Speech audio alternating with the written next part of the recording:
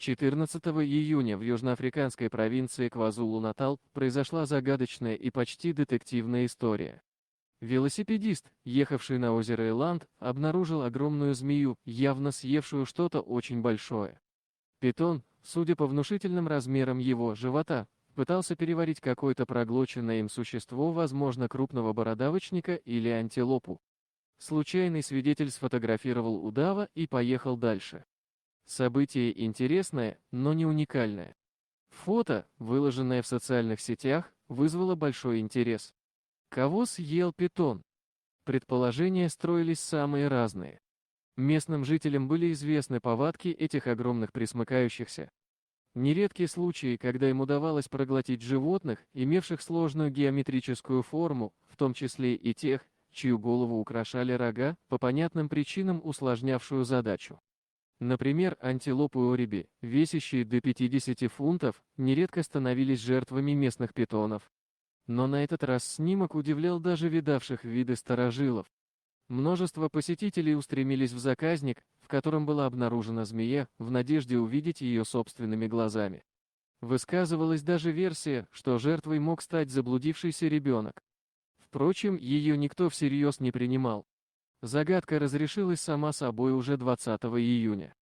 Смотрители национального парка обнаружили питона мертвым неподалеку от той самой велосипедной дорожки, где он и был сфотографирован.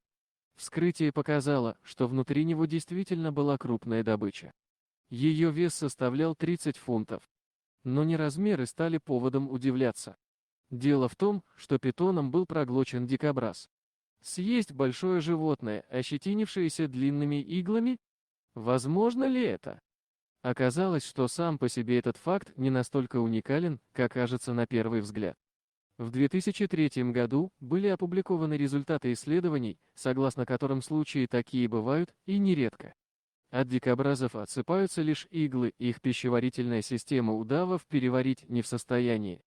Встречались даже питоны, из которых торчали иглы, пронзившие их насквозь изнутри, но при этом змея оставалась жива. Проведенное расследование не смогло дать достоверного ответа на вопрос о причине смерти удава.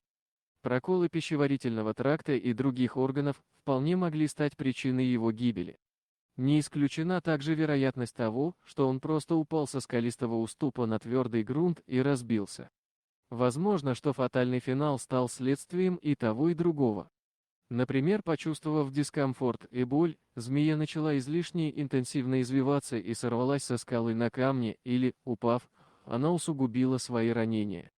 Ученым-серпентологам оставалось лишь отдать последние почести почившему удаву, произведя его объективные измерения. Оказалось, что змея имела при жизни длину 12,8 футов. Особое внимание было уделено голове животного. Вопреки распространенному мнению, челюсть питона на самом деле не может быть вывихнута во время еды. Она из двух частей, способных двигаться независимо друг от друга.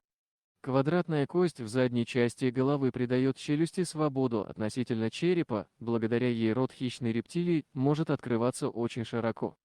Дорогие друзья, если вам понравилось видео, поставьте лайк, а также подписывайтесь на канал, где найдете еще много интересного.